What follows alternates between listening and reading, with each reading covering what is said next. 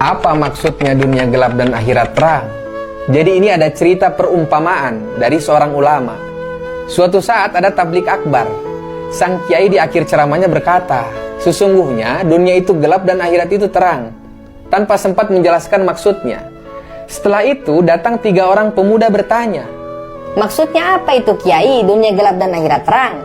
Sedangkan yang kami tahu, dunia ini terang penuh dengan cahaya, seperti matahari, bulan, dan lain-lain.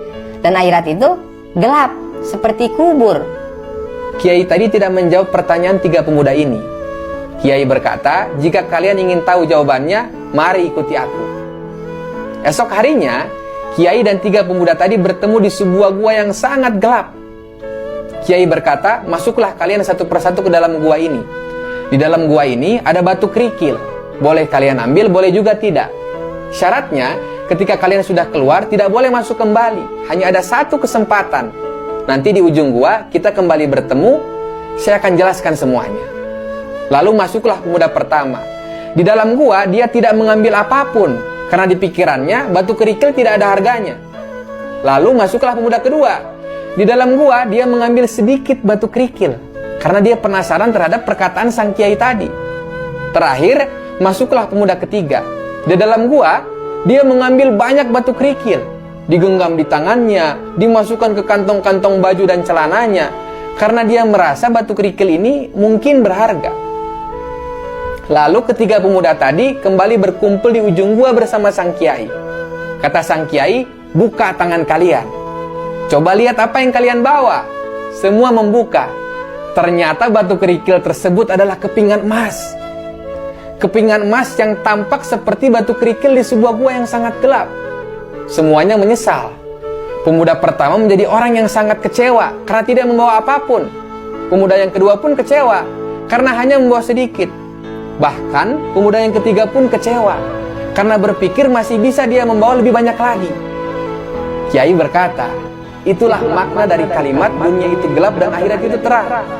Allah janjikan pahala berlimpah, istana surga yang sangat mewah untuk membayar semua pengorbanan ibadah kita di dunia. Tapi ketika masih di dunia, tidak Allah tampakkan pahala atau surga itu semewah apa. Tidak terbayang oleh kita. Tidak akan terbayang semewah apa, seperti emas tadi yang tampak seperti sebuah batu kerikil di tempat yang gelap.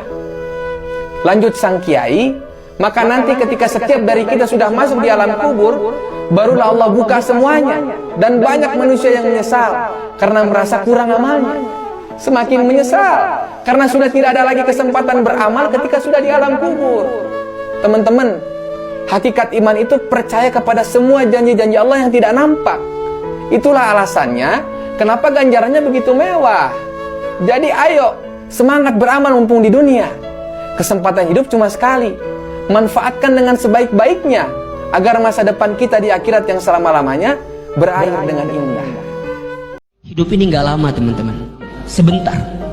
Setiap yang bernyawa, setiap yang bernafas, pasti dia akan berjumpa dengan yang namanya kematian. Kita ini semua sedang menghitung detik-detak perjumpaan dengan kematian kita.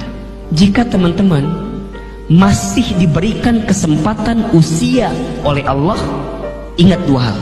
1, boleh jadi karena amal kita masih sedikit, sehingga Allah berikan usia kepada kita agar di sisa usia kita, kita memperbanyak amal kita. Atau yang kedua, boleh jadi karena dosa kita banyak, sehingga Allah berikan usia kepada kita agar di sisa usia ini kita memperbanyak bertobat kepada Allah Subhanahu wa taala.